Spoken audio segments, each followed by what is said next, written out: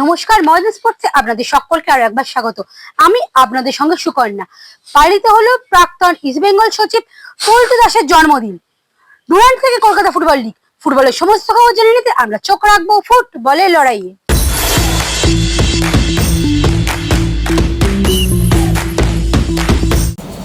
এবার ময়দান পেল আরও একটি অত্যাধুনিক লাইফ সেভিং অ্যাম্বুলেন্স। বিনা অর্থে এই অ্যাম্বুলেন্স পরিষেবা নিয়ে এলো ইস্ট বেঙ্গল ক্লাব। এমনকি মোহনবাগানীদের প্রয়োজনেও পৌঁছে যাবে এই অ্যাম্বুলেন্স। বুধবার বিকেলে ইস্ট বেঙ্গল তাঁবুতে এই অ্যাম্বুলেন্স পরিষেবা চালু হলো। প্রয়াত প্রাক্তন সচিব পল্টু দাসের ৮৬তম জন্মদিনে এই পরিষেবার উদ্বোধন করলেন রাজ্যের ক্রীড়ামন্ত্রী অরূপ বিশ্বাস।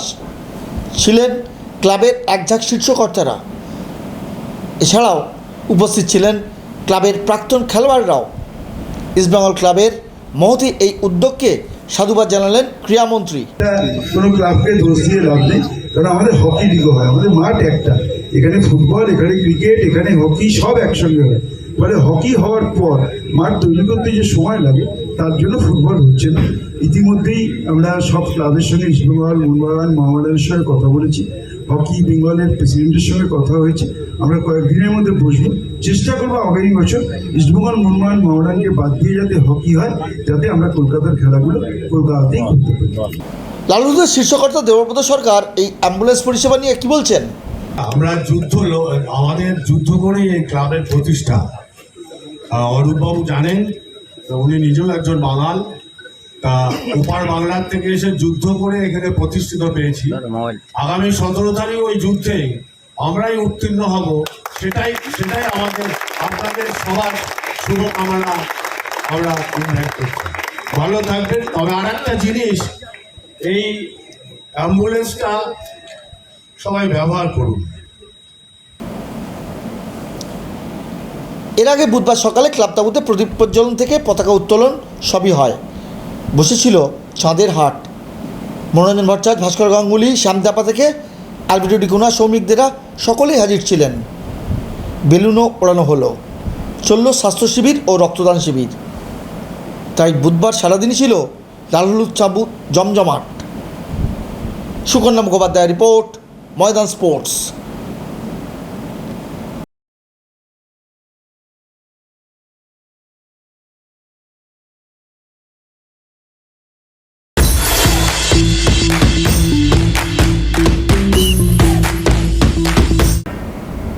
ডুরান্ডের কোয়ার্টার ফাইনালে মুখোমুখি কলকাতার দুই চিরপ্রতিদ্বন্দ্বী মোহনবাগান ও ইস্টবেঙ্গল। ডার্বির দাবামা বেজে উঠতেই দুই শিবিরে শুরু চাপা উত্তেজনা। ক্লোজ ডোর অনুশীলন দুই প্রধানেরই। এর মধ্যে মোহনবাগান অবশ্য চোটের কারণে ডার্বিতে পাচ্ছে না মনবীর সিং ও কিয়ান নাসিরিকে। দিমিকে হাঁটুতে বরফ লাগিয়ে মাঠ ছাড়তে দেখা গেল। হালকা চোট টমেরও। তবে পাল্টা জবাবে মাঠের বাইরে জমে উঠেছে লড়াই। হুঙ্কার পাল্টা হুঙ্কারের মধ্যে দিয়ে ডার্বির পারদ বাড়তে শুরু করে দিয়েছে। ডার্বি নিয়ে দুই চিরপ্রতিদ্বন্দ্বী ক্লাবের শীর্ষ কর্তারা কি বলছেন? আমরা শুনলাম যে ফেডারেশনের থেকে নাকি তাদের এরকমই নির্দেশ আছে, সত্যি মিথ্যে আমি জানি না। তা এটা সত্যি কাম্য ছিল না। আমরা ফাইনালে দেখা হলে সবচেয়ে ভালো হতো, কিন্তু ঠিক আছে, যখন হয়েছে। কোয়ার্টার ফাইনালে না হতো তো সেমিফাইনাল হতো, সেমিফাইনাল না হতো ফাইনালে হতো। টুর্নামেন্ট জিততে গেলে ওকে হারিয়ে আমাকে জিততে হবে, আর ওদের গিয়ে জিততে আমাকে হারিয়ে জিততে হবে। এই যে বিনা মোহনবাগান খেলাতে যদি ডুরান্ডটা হতো, তাহলে কি ডুরান্ডটা জমতো? এবার আপনারা ভাবুন তো, যে মোহনবাগান দেখা হলো না, ডুরান্ড কাপ হলো, কোনো একটা কাপ জিতলো, তাহলে কি সেই আনন্দ থাকতো? দেখা হোক না, কি আছে, খেলা হবে, ভালো হবে। মানুষের উন্মাদনা তো মোহনবাগান কেন্দ্রিক। সেটা যদি কোয়ার্টার ফাইনালে হচ্ছে, অন্যায় কোথায়, ক্ষতি কোথায়? আমি মনে করি না যে এর মধ্যে কোনো অন্যায় আছে, ক্ষতি আছে। মিনিস্টার টেক কেয়ার করে, বিশেষ করে ডুরান্ডের সময়। বাট ডার্বি এসে গেলে সেটাতে খুবই সমস্যার মুখে পড়তে হয় আমাদের। তখন তো স্পোর্টস মিনিস্টার কিছু করার থাকেন না। উনি আমাদেরকে অন্য ম্যাচগুলোকে প্রোটেকশন দেন যতটা পারেন। কিন্তু ডার্বি এসে গেলে তো তার ব্যতিক্রম করতেই হয়, বিভিন্ন জায়গায় তার চাহিদা বেড়ে যায়। এবং আমরা আজকে অ্যাপিল করেছিলাম যে আমাদের কিছু প্রাইস টিকিট দাও, কি করবে তাও জানি না। আমাদের প্রাইস টিকিট 5,000 ধার্য করা আছে, কিন্তু তার ভিতরেও কোম্পানির লাগে, বিভিন্ন ডিগনিটারিজদের লাগে, প্রাক্তন বর্তমান খেলোয়াড়দের লাগে, আমাদের ক্লাবের কিছু অব্লিগেশনস কিছু কিছু জায়গায় যাদের সাথে সারা বছর ধরে কাজ করি তাদের ব্যাপারে লাগে। তো আমরা কি করে সামাল দেবো জানি না, এটা খুবই কষ্টের ব্যাপার। দেখা যাক কি করে করা যায়। যদি টিকিটের হাক না থাকে তাহলে তো ডার্বি খেলারই কোনো গুরুত্ব নেই। ডার্বি মানেটা কি হাহাকার। সেই জন্যই তো আমরা বারবার বলি, সল্টলেক স্টেডিয়াম যখন তৈরি হয়েছিল ডার্বি খেলাটাকে মাথায় রেখেই কিন্তু সল্টলেক স্টেডিয়াম তৈরি হয়েছিল। আপনারা কিন্তু জানেন না জানি না, সল্টলেক স্টেডিয়ামের পেছনে ভাবনাই ছিল মোহনবাগান ইস্ট বেঙ্গলের খেলাটাকে তখন নয় মোহনবাগান মাঠে হতো, নাহলে ইস্টবেঙ্গল মাঠে হতো, নাহলে ইডেনে হতো। ইডেনে ক্রিকেটটা বন্ধ করার জন্য ওখানে গেল। এটা তো ওই কল্যাণী আর নৈহাটিতে খেলার ডার্বি নয়, সেখানে হাহাকার তৈরি হবে। এবার কি টিকিট ডুরান্ড দেবে, কে টিকিট আমরা পাবো, এবং সদস্যরা সমর্থক তবে ওরা আজকে আমি দেখেছি ওদের অ্যাডভার্টাইজমেন্ট হয়েছে, অফলাইন টিকিট দেবে, অনলাইন টিকিট দেবে। দেখুন, কেউ বাড়িতে তো টিকিটটা ফেলে রাখবে না, টিকিট ডিস্ট্রিবিউট হবেই, কোনো না কোনো ভাবে আসবে লোকের কাছে, টিকিট পাবে। এরকম তো নয় যে ওরা 60,000 দর্শক যেতে পারে, 40,000 টিকিট দিল আর 20,000 নিজেরা নিজেদের খাটের তলায় লুকিয়ে রাখলো, তা তো করবে না, টিকিট তো আসবেই। দেখুন 60,000 ক্যাপাসিটি, এবার চাহিদা হচ্ছে মিনিমাম 5 লাখ। তো এটা নিয়ে তো অশান্তি হবেই, কিছু লোক পাবে না, তারা করবে, ক্ষোভ বিক্ষোভ থাকবেই, তবেই তো সেটা ডার্বি। জয়ের হ্যাট্রিক তো ওরাও করেছে, হ্যাট্রিকের লড়াই হবে, দেখা যাক কি হয়। নতুন পুরনো বুঝি না, লড়াই হবে। যে প্রিপারেশন নিয়ে চলতে পারবে সে ম্যাচ বের করবে। তবে আমার টিম গতবার যে ইনজুরিতে ভুগছিল, আমাদের টিম সেই ইনজুরি ঠাকুরের ইচ্ছায় নেই এখন। প্রিসিজনটা আরেকটু পেলে ভালো হতো। এখন তো ম্যাচগুলো যেগুলো হয়েছে সেগুলো প্র্যাকটিস ম্যাচ, সেই কম্পিটিটার নেই, অপোনেন্ট টিমটা সেই বাঁধন নেই। দেখা যাক। তবে আমাদের টিম একটু অর্গানাইজড খেলবার চেষ্টা করছে, তার জন্য আমরা খুব হ্যাপি।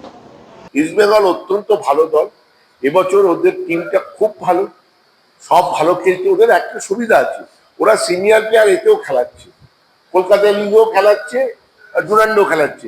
সেই জন্য যত ম্যাচ খেলবে ম্যাচ ফিটটা বেশি হয়েছে।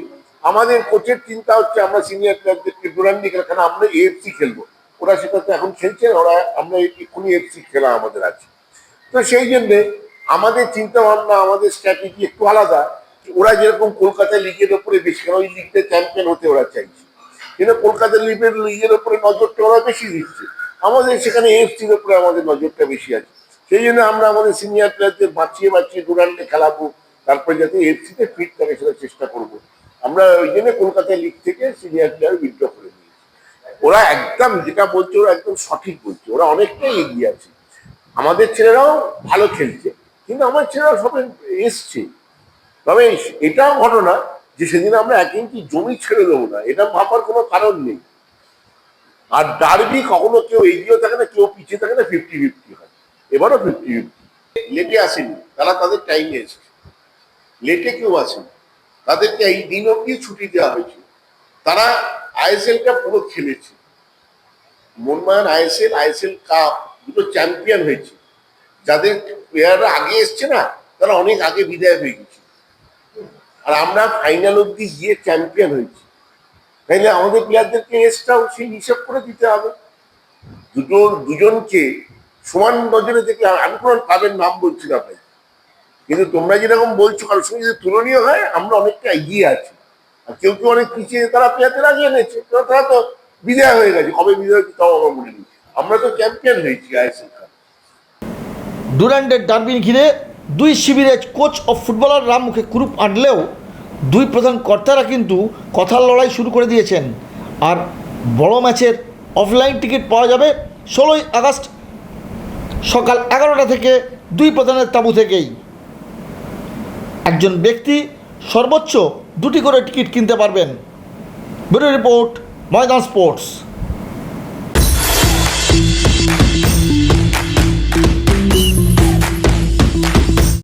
মঞ্চ তৈরি ছিল, কিন্তু একটি দল ও রেফারি হাজির থাকলেও মাঠে এলো না প্রতিপক্ষ। বুঝতেই পারছেন, মোহনবাগান গড় হাজির নৈহাটিতে, কিন্তু মেজারার হাজির। তাই কিছুক্ষণ অপেক্ষা করেই ফিরে গেলেন সবাই। আর এই নিয়ে শুরু হয়েছে টিপ্পনি। বুধবার মোহনবাগান সভাপতি দেবাশিস দত্ত কি বলছেন না খেলা প্রসঙ্গে? আর অপর প্রধান ইস্টবেঙ্গলের শীর্ষকর্তা দেবব্রত সরকার রেফারিং বিতর্কে পাল্টা জবাব দিলেন মোহনবাগানকে। আইপিএল ভাবা উচিত তাহলে ডুরান্টকে যেন তারা পারমিশন না দেয় ইন ফিউচার। কলকাতা লিগ শেষ হলে তারপরে ডুরান্ট নামে। আর ডুরান্টকে যদি পারমিশন দেয় তখন ছোট ক্লাবগুলো মার খাচ্ছে। এই যে কলকাতা লিগ ডুরান্ট, আজকে ডুরান্ট হচ্ছে বলে কলকাতা লিগের আর গ্ল্যামার আছে? কলকাতা লিগে আজকে মোহনবাগান খেলেনি, কটা লোক আলোচনা করছে, সবাই আলোচনা করছে ডার্বি নিয়ে। এখানে আমার কাছে সব লোকেরা ফোন করছে, সবাই টিকিট চাইছে 17 তারিখে। একটা লোক এখনো অব্দি আমাকে এসে প্রশ্ন করেনি যে আপনারা কেন কাল আজকে ম্যাচটা খেলতে গেলেন। কেন সবাই জানে যেটা বোকা বোকা, ওই লিগে কি খেললো না খেললো অন্য কারোর ইচ্ছে থাকতে পারে ওই লিগটা জেতা, কারণ ওটা ছাড়া তাদের আর কোনো কিছু নেই, তারা পারবে না অন্য কিছু জিততে। কিন্তু মোহনবাগান তো ডুরান্ট নিয়ে আরো বেশি চিন্তিত না। আমি জানি না কেন নামাননি, একদম ওদের ব্যক্তিগত সিদ্ধান্ত। আমার মনে হয় এইসব বক্তব্য মন্তব্য সংবাদ মাধ্যমে না করাই ভালো। না, আমি তো ওর মতো এত ইন্টেলিজেন্ট না, বলতে পারবো না ইঙ্গিত আমায় দিচ্ছে। আমি ঠাকুর ঘরে কে কলা খাইনি বলতে চাবো না। যারা ইন্টেলিজেন্ট লোকেরা এরকম কথাবার্তা বলে, আমরা এত ইন্টেলিজেন্ট না। কি দিতে পারি 5-5টা ম্যাচে ওরটা কাস্টমস, মোহনবাগান ম্যাচ, একটা অফসাইড, একটা পেনাল্টি না দেওয়া, সুরুচি। আমার এই মোবাইলেই আছে, আমি দেখাতে পারি সংবাদ কিভাবে আমরা ভিক্টিমাইজ হয়েছি। আর শিডিউল দেখলে বোঝা যাবে, কেউ 7টা খেলেছে, কেউ 6টা খেলেছে, কেউ 8টা খেলেছে, আমরা কিন্তু 9টা খেলে নিয়েছি। তাহলে তো বোঝা যায় যে কে সুবিধা পাচ্ছে। কলকাতা লিগ ভুলে দুই প্রধানই এখন ডুব দিয়েছে ডুরান্ডে। তাই রবিবার পর্যন্ত শুধু ডুরান্টকেই পাখির চোখ করে এগোচ্ছে দুই চিরপ্রতিদ্বন্দ্বী। ব্যুরো রিপোর্ট, ময়দান স্পোর্টস।